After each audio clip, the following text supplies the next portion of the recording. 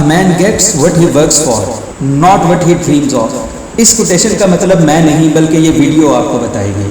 ہر انسان کا زندگی میں کوئی خواب ہے، کوئی مقصد ہے، کوئی خواہش ہے جس کو پورا کرنے کے لیے وہ دن رات کوشش کرتا ہے اور دن رات پاپڑ بیلتا ہے، جبکہ اس کام میں اس کو قدم قدم پر مشکلات کا سامنا کرنا پڑتا ہے. اور یہ کامن سینس کی بات ہے کہ جو ان مشکلات کا ڈٹ کر مقابلہ کرتے ہیں وہ کامیاب ہو جاتے ہیں، جو ان کے سامنے ہمت ہار جاتے ہیں وہ اپنا سفر راستے میں ہی ادھورا چھوڑ دیتے ہیں. تو اصل بات یہ نہیں کہ مشکلات کا سامنا کرنا اور ان سے جیتنا کامیابی ہے، اصل بات یہ ہے کہ وہ کون سا طریقہ ہے جس کے ذریعے ہم ان مشکلات کا ڈٹ کر مقابلہ کر سکتے ہیں اور ان مشکلات کو آسانیوں میں، راستے میں آنے والی رکاوٹ کو سیڑھی میں اور اس زحمت کو نعمت میں بدل سکتے ہیں.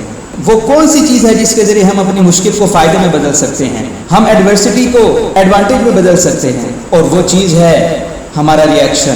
جی ہاں، ہمارا ری ایکشن یہ طے کرتا ہے کہ ہماری راستے میں آنے والی رکاوٹ وہ رکاوٹ ہے یا سیڑھی ہے، وہ زحمت ہے یا نعمت ہے، وہ فائدہ ہے یا نقصان ہے. یہ ہمارا ری ایکشن طے کرتا ہے. تو آج کی ویڈیو میں ہم اپنے ری ایکشن کو درست کرنا سیکھیں گے، جس کے ذریعے ہم اپنے ری ایکشن کو درست کر کے اپنی راہ میں آنے والی رکاوٹ کو سیڑھی، زحمت کو نعمت اور ایڈورسٹی کو ایڈوانٹیج میں بدل سکتے ہیں.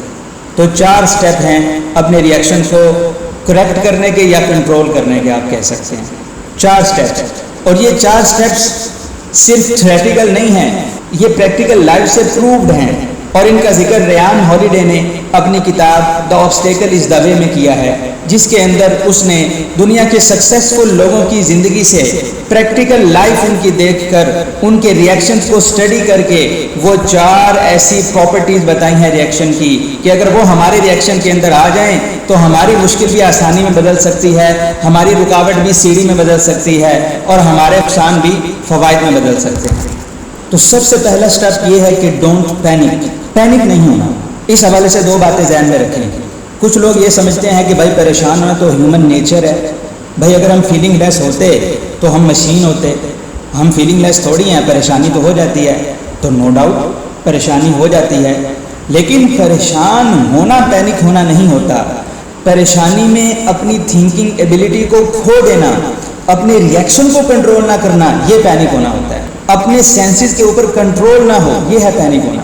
اور اس کے لیے آپ ایک چیز اپنے آپ سے کہیں کہ یو آر ناٹ پاور لیس، کہ آپ سے آپ کی طاقت مکمل طور پر کبھی بھی کوئی نہیں چھین سکتا. اللہ نے آپ کے اندر انفینٹ سورس آف پاور رکھا ہے، انفینٹ سورس آف انرجی رکھا ہے، اور وہ سورس آپ سے کوئی نہیں چھین سکتا، کیونکہ اس کا ڈائریکٹ کنیکشن اللہ کے ساتھ ہے، اس کو کوئی نہیں چھین سکتا. کیا آپ کو پتہ ہے کہ ناسا جو کہ ایک امریکن انسٹیٹیوٹ ہے، وہ اپنے آسٹروناٹس کو یعنی اپنے خلا بازوں کو جب خلا میں اسپیس میں بھیجتا ہے تو ان کو سب سے ایک اسپیشل اسکل سکھایا جاتا ہے، وہ یہ ہے کہ ڈونٹ پینک. آپ نے پینک نہیں ہونا، کیونکہ اسپیس میں اگر کوئی بھی گڑبڑ ہوتی ہے، مشینری میں کوئی گڑبڑ ہوتی ہے، تو وہاں پر جو بندہ اپنے اعصاب پر قابو پا سکتا ہے، اپنے ایموشنز پر قابو پا سکتا ہے، اپنے ایموشنز کو کنٹرول کر سکتا ہے، وہی بچ کے واپس آ سکتا ہے، وگرنہ وہ بچ کے واپس نہیں آ سکتا.